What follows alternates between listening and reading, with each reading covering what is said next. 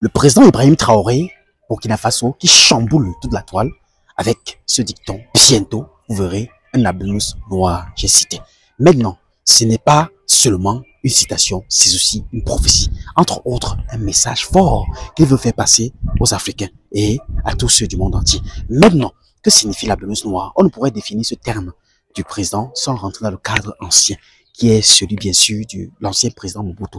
Que faisait Mobutu des Albinous? Il les massacrait, il les torturait à mort. Mais pourquoi?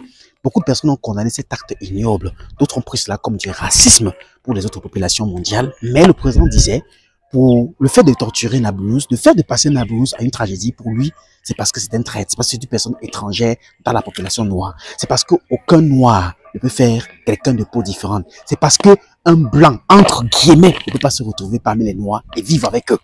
Maintenant, pourquoi le président Ibrahim Traoré a employé ce thème aujourd'hui? Je vous explique. Il y a deux messages qu'il faut retenir dans ce contexte. Premièrement, il faut savoir que la blouse noire dont parle le président Ibrahim Traoré, ici, parle de quelqu'un qu'on aurait adopté chez nous, sachant qu'il est différent de nous, de couleur de peau, de mentalité, de civilisation, et que plus tard, il devient un traître. D'accord? C'est-à-dire quelqu'un qui s'infiltre, il fait comme nous, il mange comme nous, il se comporte comme nous, il vit avec nous, et donc on le prend comme quelqu'un qui est comme nous, entre guillemets, comme un noir. Pourtant, il demeure un blanc et que plus tard, il devient une trahison pour nous. C'est lui la blouse noire. Donc, il faut faire attention. Parce que l'Afrique peut-être se met dans la peau ou alors se trouve heureux en dînant, en mangeant, en signant des accords, en signant des traités, en communiquant, en réalisant des choses avec cette personne autre que lui parce que la personne est entrée dans sa peau. Mais plus tard, demeure un traître.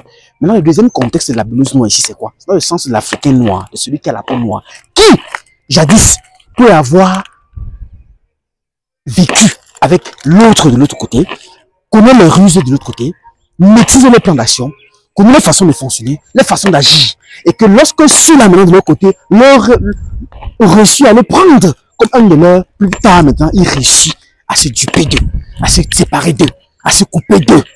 Il réussit à rompre tous les contrats qu'il a signés avec eux. Il réussit à devenir autonome, souverain. Donc la blouse noire ici parle de quoi? Parle d'un Africain noir qui demeure noir, même si pour une fois de sa vie, il s'est fait passer blanc pour mieux le connaître. Dans le premier contexte. Deuxième contexte, la blouse noire parle maintenant d'un Africain noir qui adopte, qui accepte quelqu'un d'une autre peau chez lui, lui fait confiance et que plus tard, cette personne finit par le trahir. Bientôt, vous verrez un blouse noir. Vous d'être vigilant. Le Nendia, allume ton cerveau. Population de Burkina Faso, Burkinabé, je suis chez vous ce 26 autant pour moi, octobre 2025, à Ouagadougou, à la salle CBC, exactement à 15 h jusqu'à 20 h, 5 heures intenses de conférence dans lesquelles je vous édifierai sur le thème de comment communiquer avec les ancêtres, juste à côté de FESPACO. Lumière d'Afrique, feu des origines. Je tiens à préciser que le numéro de réservation est sur la fiche et que toute personne qui essaiera de vous contacter pour cette conférence, que ce n'est pas le numéro qui est sur la fiche, ce n'est pas moi, je ne suis pas responsable de ça. Burkina, j'arrive. Burkina Faso, j'arrive. Le pays des hommes intègres, j'arrive. La patrie ou la mort. À très bientôt. Merci beaucoup.